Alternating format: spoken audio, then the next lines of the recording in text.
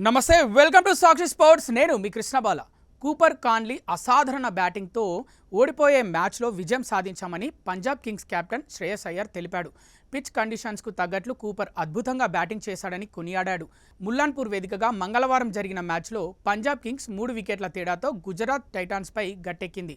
Match అనంతరం మాట్లాడిన శ్రేయస్ అయ్యర్ అజేయ half సెంచరీతో పంజాబ్ విజయంలో కీలక పాత్ర పోషించిన కూపర్ కాన్లీపై ప్రశంసల జల్లు కురిపించాడు. ముఖ్యంగా రషీద్ ఖాన్ బౌలింగ్లో అతను ఆడిన షాట్లు అమోఘమన్నాడు. డ్రెస్సింగ్ రూమ్ లోపల నా చేతి గాయానికి ఐస్ పెట్టుకునే లోపే వరుసగా వికెట్లు కోల్పోయామని, ఐపీఎల్లో ఇలా జరగడం సహజమే, ఇలాంటి పరిస్థితుల్లో ప్రశాంతంగా ఉండాలి. కూపర్ అదే చేశాడు. చాలా ప్రశాంతంగా తన ఆటను తాను ఆడాడని అయ్యర్ చెప్పాడు. హర్షదీప్ సింగ్ వచ్చి బాల్ కొంచెం ఆగి వస్తుందని చెప్పడంతో మ్యాచ్ 3వ ఓవర్ తర్వాతే వికెట్ స్లోగా ఉందని అర్థమైందని అయ్యర్ అన్నాడు. అందుకే తాము బాల్ని వీలైనంత త్వరగా పాతబడేలా చేయడానికి ప్రయత్నించామన్నాడు.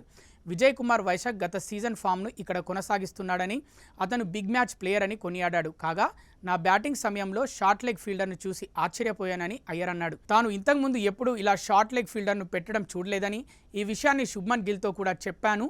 కెప్టెన్లు ఇలా అటాకింగ్ ఫీల్డ్ సెట్ చేయడం బాగుంది అని శ్రేయస్ అయ్యర్ చెప్పుకొచ్చాడు. ఈ మ్యాచ్లో ముందుగా బ్యాటింగ్ చేసిన కెప్టెన్ శుభ్మన్ గిల్ 27 బంతుల్లో 6 ఫోర్లతో 39, జాస్ బట్లర్ 33 బంతుల్లో 3 ఫోర్లు 2 సిక్స్లతో 38 పరుగులు, గ్లెన్ ఫిలిప్స్ 17 బంతుల్లో 1 ఫోరు 1 సిక్సర్తో 25 పరుగులు చేసి టాప్ స్కోరర్లుగా నిలిచారు. పంజాబ్ కింగ్స్ బౌలర్లలో విజయ్ కుమార్ వైశాఖ్ 3 వికెట్లు తీయగా చాహల్ 2 వికెట్లు పడగొట్టాడు. జాన్సన్కు 1 వికెట్ దక్కింది. తర్వాత పంజాబ్ కింగ్స్ 19.1 ఓవర్లలో 7 వికెట్లకు 165 పరుగులు చేసి గెలుపొందింది. కూపర్ కాన్లీ 44 బంతుల్లో 5 ఫోర్లు 5 సిక్సర్లతో 72 పరుగులు చేసి నాటౌట్గా నిలిచి చిరస్మరణీయ విజయాన్ని అందించాడు. సాక్షి టీవీ ప్రసారాలను నిలిపివేయడం చట్టరీత్యా నేరం. సాక్షి టీవీ ప్రసారాల కోసం మీ స్థానిక కేబుల్ ఆపరేటర్ని వెంటనే సంప్రదించండి.